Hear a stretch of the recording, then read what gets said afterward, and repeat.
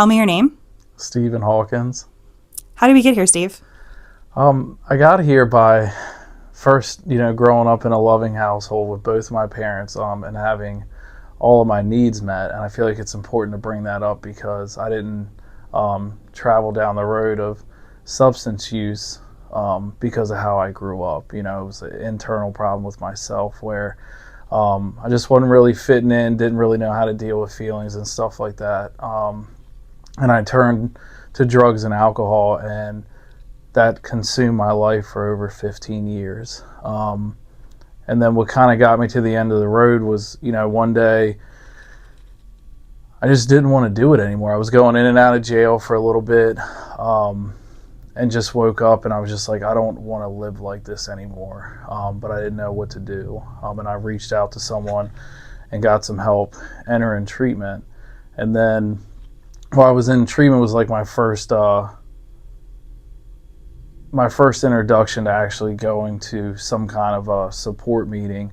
And what I learned there is that I wasn't alone, that there was people that thought like me, felt like me, understood me, and had some ways that they could help me. So, I went through that, and then I got out of treatment, and just got connected with people. I got connected with people,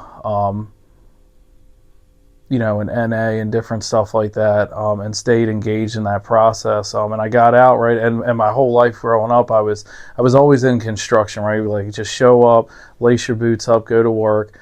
But for whatever reason, something was really different this time, and I decided that I wanted to help people. So I went back to the same treatment center that I had went to, and I started working there. And what ended up happening was I had a baby on the way. I'd met who's my wife now, and we had a daughter on the way. And I moved from Baltimore City into Hartford County, and I was trying to figure out what did I want to do for work. And my wife was actually connected to Voices of Hope, and she said, "Man, you should reach out to them. They help people. They do a lot of the same stuff." And I reached out, and they brought me in here. And I was able to really kind of get into this field and make a difference in people's lives. And the same thing that I got almost 4 years ago of like, hey, you're not alone. We know how to help. That's what I do today. That's it.